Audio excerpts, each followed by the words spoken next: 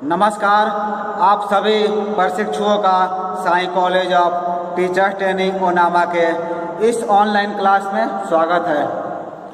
आज के क्लास में हम बात करेंगे डीएलएड प्रथम वर्ष के पेपर कोड F11 के यूनिट 3 से। यूनिट 3 में आप सभी को ज्ञात होगा, आप सभी को पढ़ना है प्रदर्शन कला। प्रदर्शन कला के अंतर्गत हम प्रदर्शन कला के विविध प्रकार एवं उनकी तैयारी के बारे में अध्ययन कर रहे हैं, जिसमें हमने पिछले वीडियो में आपको बताया था परछाई से रोचक स्वरूपों को गढ़ना, नाटक मंचन के विविध स्वरूप और इसके साथ ही साथ हमने पुतली संचालन, कठपुतली कला के बारे में ही बात किया था। और आज के वीडियो में हम बात करेंगे संप्रेषण कला के बारे में, संप्रेषण आर्ट के बारे में, जिसे हम लोग कहते हैं कम्युनिकेशन आर्ट। आप इसे बोल सकते हैं कम्युनिकेशन आर्ट इसे कहा जाता है, यानी कि संप्रेषण कला के बारे में हम आज के क्लास में चर्चा करने वाले हैं, बात करने वाले हैं। संप्रेषण कला के अंतर्गत आप सभी लिखेंगे, हेडिंग देंगे कक्ष में संप्रेषण के प्रकार एवं तरीके, यानी कि types of communication in classroom. आपके कक्ष में संप्रेषण के प्रकार एवं तरीके किस तरह के होने चाहिए, संप्रेषण कला के तहत आज हम यही जानेंगे। सबसे पहले आप हेडिंग देंगे, अपने कॉपी में लिखेंगे, पहले आपको लिखना है कम्युनिकेशन आर्ट यानी कि संप्रेषण कला। इसके बाद आप लिखेंगे कक्ष में संप्रेषण के प्रकार एवं तरीके, यानी कि types of communication in classroom. इसके बाद आपको लिखना है कक्ष में संप्रेषण की क्रिया को हम निम्न प्रकार से वर्गीकृत कर सकते हैं। हम क्या करते हैं, जो क्लासरूम में जो कम्युनिकेशन की क्रिया होती है, जो कम्युनिकेशन की बातचीत होती है, जो तरीका होता है, उसको हम लोग निम्न प्रकार से परिभाषित कर सकते हैं। परिभाषित हम कैसे करेंगे, आप सभी के लिए यहाँ पर हमने एक डायग्राम तैयार किया है। आप इस डायग्राम का क्या करेंगे, पहले स्केच कर लेंगे, पहले इसको आप अपने कॉपी में उतार लेंगे। जो डायग्राम आपको अभी बोर्ड पर दिख रहा है, इसको आपको क्या करना है, पहले इसका अंकन कर लेना है। आप वीडियो को पॉज करके पहले इसका अपने कॉपी में अंकन कर लेंगे, ताकि आपको वीडियो समझने में आसान होगा, क्लास को आप बेहतर तरीके से समझ सकते हैं। तो चलिए अब सबसे पहले हम डायग्राम को समझते हैं कि इस डायग्राम के तहत हम कैसे बात सकते हैं। सबसे पहले आप देखेंगे यहाँ पर दिया है कम्युनिकेशन आर्ट। कम्युनिकेशन आर्ट यानी कि संप्रेषण कला। संप्रेषण कला के तहत संप्रेषण कला को जो है 3 भागों में बांटा गया, यानी कि आपका देख सकते हैं, एक माध्यम, दूसरा प्रकृति और तीसरा दिशा। कम्युनिकेशन आर्ट को आप संप्रेषण कला को 3 भागों में बांट सकते हैं। वो 3 भाग कौन कौन है, एक आपका माध्यम है, दूसरा प्रकृति है और तीसरा दिशा है। यानी कि आपका एक मीडियम क्या होना चाहिए, मीडियम हो गया, दूसरा नेचर हो गया इसका, और तीसरा वे हो गया, यानी कि दिशा हो गया। किस वे में, किस दिशा में हमारा कम्युनिकेशन चल रहा है, हमारी बातचीत चल रही है। जब माध्यम की बात करते हैं, मीडियम की बात करते हैं, तो आप देखेंगे इसे भी 3 रूप में बांटा गया, यानी कि लिखित, मौखिक और सांकेतिक। इसके माध्यम कौन कौन होते हैं, संप्रेषण के 3 होते हैं। पहला लिखित होता है, दूसरा मौखिक होता है और तीसरा सांकेतिक होता है। 3 हो गया। और हम इसकी प्रकृति की बात करें, नेचर की बात करें, तो इसका 2 होता है, एक होता है फॉर्मल, एक होता है इनफॉर्मल, यानी कि औपचारिक और अनौपचारिक। आप सभी बोलते होंगे, बातचीत भी करते होंगे, तो एक होता है औपचारिक बातचीत यानी कि फॉर्मल बातचीत, और दूसरा होता है इनफॉर्मल यानी कि अनौपचारिक बातचीत। यानी कि आप अपने घर में अपने दोस्तों से, अपने सहपाठियों के बीच क्या करते हैं, इनफॉर्मल बातचीत करते हैं, अनौपचारिक बातचीत करते हैं। लेकिन जैसे ही आप महाविद्यालय आते हैं, तो कार्यालय के कर्मियों से, अपने शिक्षकों से आप कैसी बातचीत करते हैं, आप फॉर्मल बातचीत करते हैं कि औपचारिक बातचीत करते हैं। तो इसकी प्रकृति को जो है 2 रूप में बांटा गया है। और तीसरा आपका होता है दिशा। दिशा में क्या होता है, ऊपर से नीचे की ओर या फिर नीचे से ऊपर की ओर।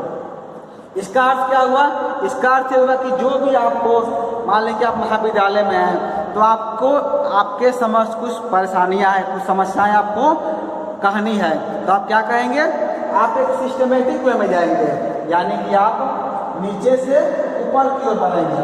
आप क्या करेंगे, आपका कम्युनिकेशन कैसा होगा, नीचे से ऊपर की ओर होगा। सबसे पहले आपके पास जो शिकायत होगा वो क्या कहेंगे, अपने क्लास के जो आपका मॉनिटर होगा, मॉनिटर के पास आप रखेंगे। मॉनिटर के से कहाँ जाएगा, आपके क्लास टीचर के पास जाएगा। क्लास टीचर से कहाँ जाएगा, जो आपके प्राचार्य होंगे प्राचार्य के पास जाएगा। प्राचार्य से अगर सॉल्यूशन नहीं निकलता है तो उसके बाद की जो स्टेज का वहाँ तक पहुँचाई जाएगी। यानी कि आपका कम्युनिकेशन कैसा होगा, नीचे से ऊपर की ओर होगा। दूसरा क्या होता है, ऊपर से नीचे की ओर। मान लीजिए कि प्राचार्य को कुछ बातें आपको बतानी है तो क्या करेंगे, पहले वो उस क्लास टीचर को कहेंगे। यानी कि यहाँ कम्युनिकेशन क्या होगा, ऊपर से नीचे की ओर होगा। इसमें क्या होता है, प्राचार्य क्या कहेंगे, पहले वो क्लास टीचर को देंगे, क्लास टीचर से फिर आपके मॉनिटर को कहा जाएगा, फिर मॉनिटर से बातचीत आपके पास पहुंचेगी। यहाँ हम कम्युनिकेशन क्या देख रहे हैं, ऊपर से नीचे की ओर हो रहा है। तो ये वो डायग्राम था जिसमें हमने कम्युनिकेशन आर्ट की प्रकृति को, माध्यम को और दिशा को जाना। माध्यम के अंतर्गत हमने जाना लिखित, मौखिक, सांकेतिक। प्रकृति के अंदर औपचारिक, अनौपचारिक और दिशा में ऊपर से नीचे की ओर और नीचे से ऊपर की ओर। चलिए हम आगे इसमें आपका जो मीडियम है यानी कि माध्यम है, माध्यम के जो 3 रूल हैं, लिखित, मौखिक और सांकेतिक, इस तीनों को हम बारी बारी से समझते हैं। पहले लिखेंगे, सबसे पहले लिखेंगे लिखित कम्युनिकेशन, यानी कि रिटेन कम्युनिकेशन, लिखित संप्रेषण। हिंदी में आपको लिखना है लिखित संप्रेषण, और अंग्रेजी में लिखना चाहते हैं तो लिखेंगे रिटेन कम्युनिकेशन। रिटेन कम्युनिकेशन में आप लिख सकते हैं, संदेशों को जब हम लिख कर या मुद्रित कर यानी कि प्रिंटिंग कर या टाइप कर प्रसारित करते हैं तो उसे हम कहते हैं लिखित संप्रेषण। ये संप्रेषण जो है, ये संदेश पत्रों, पत्रिकाओं, विज्ञापनों, हस्त पुस्तिकाओं यानी कि हैंड्स बुक इत्यादि के रूप में हो सकते हैं। लिखित संदेशों को अभिलेख या साक्ष्य के साथ या एविडेंस के रूप में भी हम रख सकते हैं। यानी कि अभी हम जो चीज़ें आपको पढ़ा रहे हैं, जो चीज़ें बता रहे हैं, इसे आप क्या कर रहे हैं, नोट बना रहे हैं, अपना नोट्स बना रहे हैं। तो जो आप नोट्स बनाने की प्रक्रिया पूरी कर रहे हैं वो आपका हो गया लिखित यानी कि रिटेन। जो चीज़ें आप लिख लेंगे, जो तैयार कर लेंगे, वो आपका एक अभिलेख हो जाएगा, आपका एक रिकॉर्ड हो जाएगा, जिसे आप एविडेंस के रूप में रख सकते हैं, एक साक्ष्य के रूप में भी रख सकते हैं। जैसा कि मैंने आपको बताया है कि आप मेरे ब्लॉग्स पर जा कर के जितने भी वीडियो आपको कराए जाते हैं सबके आप लिखित नोट्स भी, रिटेन नोट्स भी प्राप्त कर सकते हैं। मैंने आप सभी को ब्लॉग्स का नोट्स, ब्लॉग्स का जो आईडी है वो भी प्रोवाइड किया था। पुनः आपको हम यहाँ पर एक बार फिर से प्रोवाइड करा दे रहे हैं, जिससे कि आप आसानी से सारे वीडियो के जो है, जो रिटेन नोट्स हैं, जो लिखित संदेश है, वो सब आप आसानी से प्राप्त कर सकते हैं।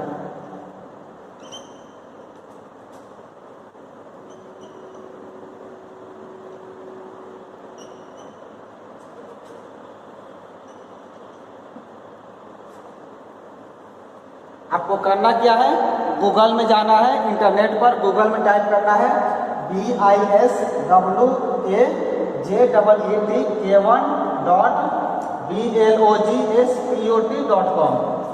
जैसा आप टाइप करेंगे तो सबसे टॉप में जो आपको आइकन दिखेगा उस पर क्लिक करना है।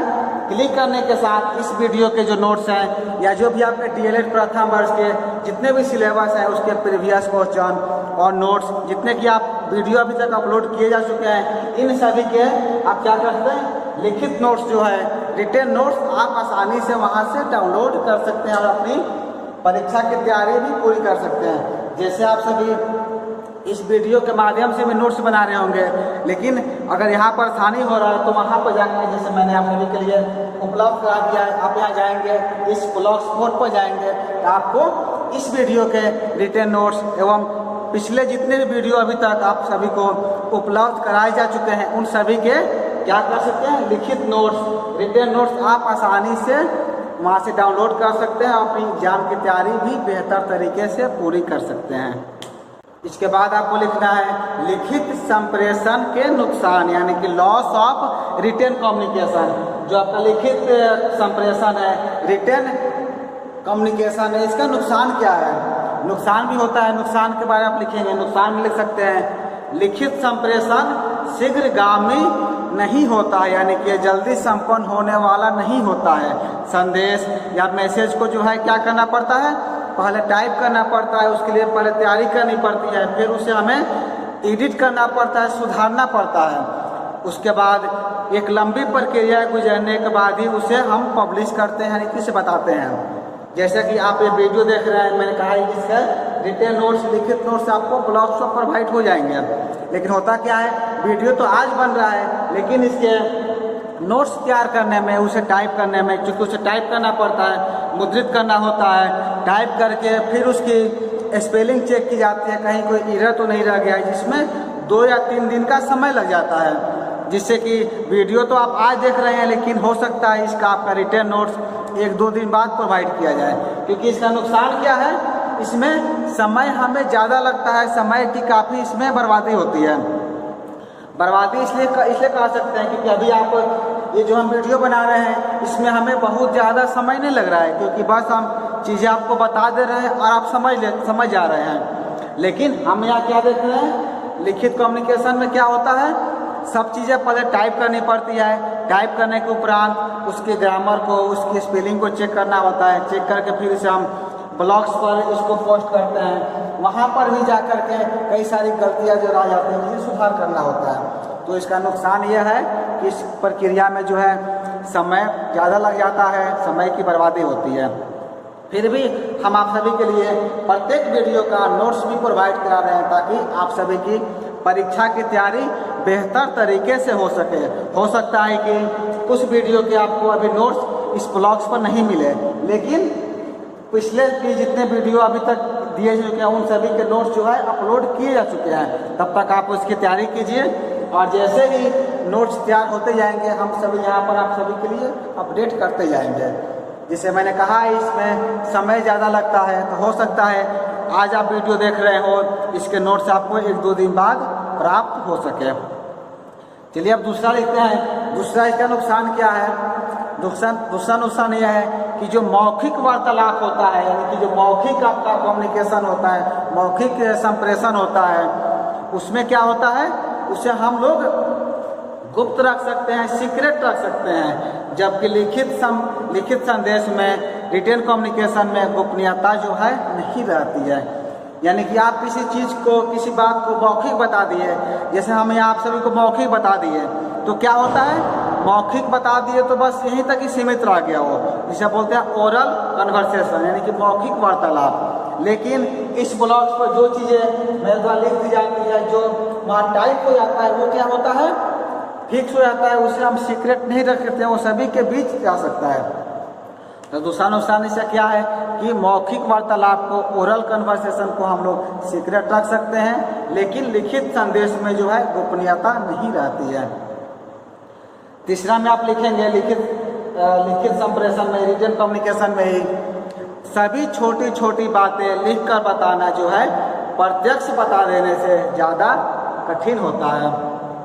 यानी कि आप समझिए, केवल हम अगर रिटेन कम्युनिकेशन करें, मौखिक कम्युनिकेशन नहीं करें, तो क्या होगा, लिखित कम्युनिकेशन से हम हर छोटी छोटी बातों को लिख कर नहीं बता सकते हैं। कुछ चीज़ें जो होती है मौखिक बताना ज़्यादा आसान होता है। जैसे आप सभी यदि किसी व्हाट्सएप पर बात करते होंगे संदेश के द्वारा, तो क्या होता है, आप हर बात को लिख कर बताने से बेहतर समझते हैं कि उसे कॉल करके हम मौखिक ही समझा दें। क्योंकि जब आप मौखिक समझाते हैं तो क्या होता है, चीज़ें आसान हो जाती है और व्यक्ति जो है आसानी से उसे समझ लेता है। लेकिन रिटन कम्युनिकेशन में क्या होता है, लिखित संप्रेषण में आप हर छोटी छोटी बातों को उसे लिख करके नहीं बता सकते हैं, उसे लिख करके नहीं समझा सकते हैं। चलिए अपने लिखित संप्रेषण के फायदे भी जाने और नुकसान भी जाने। और दूसरा आपका है मौखिक संप्रेषण, यानी कि ओरल कम्युनिकेशन। ओरल कम्युनिकेशन क्या होता है, इसके बारे में आप लिखेंगे, हेडिंग देंगे आप ओरल कम्युनिकेशन, यानी कि मौखिक संप्रेषण। मौखिक संप्रेषण में आप सभी को लिखना है, मौखिक संप्रेषण सबसे सरल एवं सुलभ होता है। जैसे मैंने कहा ये बहुत आसान होता है, सरल है, सुलभ होता है। जो कुछ भी हमें कहना होता है उसे तुरंत हम बिना परिश्रम के एवं बिना समय गंवाए दूसरों तक अपनी बात पहुंचा सकते हैं या दूसरों को कह सकते हैं। इस प्रकार हम देखते हैं कि मौखिक संप्रेषण से शीघ्रता एवं सुविधा होती है। मान लीजिए कि आप किसी के यहाँ कुछ गए, उसे आप लिख करके बताएंगे, रिटेन कम्युनिकेशन का यूज करेंगे, लिखित संप्रेषण का प्रयोग करेंगे, तो क्या होगा, वो दीर्घगामी होगा, उसमें समय ज़्यादा लगेगा।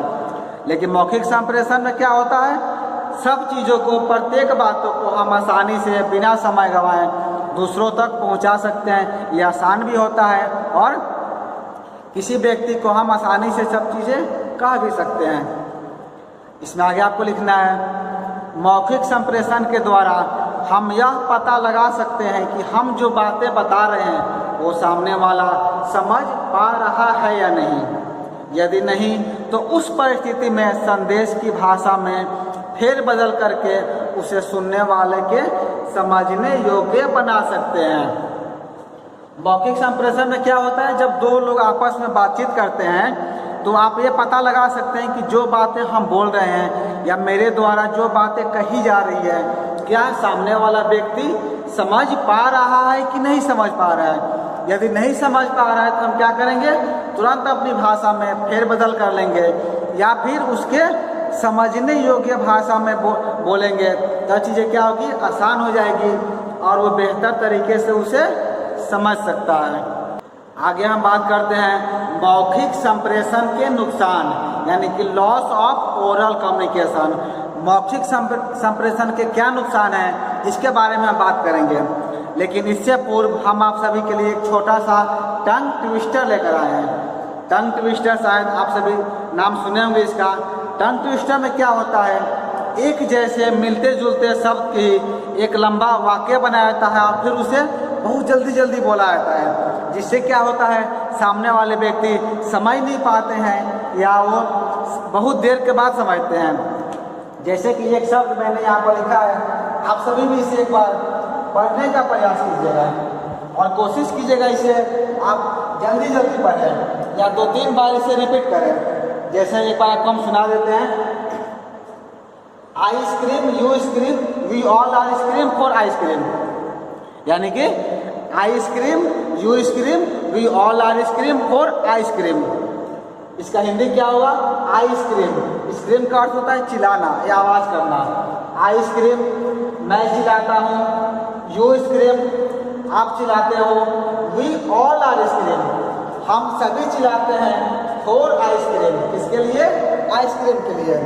बहुत ही मज़ेदार टंग ट्विस्टर है, इसे आप सभी भी बोलने का प्रयास करेंगे, आपने सहपाठियों के बीच भी से साझा करेंगे। आपको करना क्या, जो मैंने वर्ड लिखा है इसे आप तेज़ी से बोलेंगे या फिर बार बार बोलने का इसे प्रयास करेंगे, तो इसे एक मज़ेदार गेम की तरह आप इसे ले सकते हैं। तो चलिए अपना पाठ्यक्रम, जैसे कि हम बात कर रहे थे मौखिक संप्रेषण के नुकसान के बारे में, तो नुकसान में आपको लिखना है कि मौखिक संदेश भविष्य के संदर्भ के लिए रखे नहीं जा सकते हैं। जो भी हमारा ओरल कम्युनिकेशन होता है, मौखिक बातचीत होती है, उसे हम भविष्य के संदर्भ के लिए नहीं रख सकते हैं। लेकिन आज के आईसीटी के युग में हम सभी क्या करें, आईसीटी के युग में जी रहे हैं।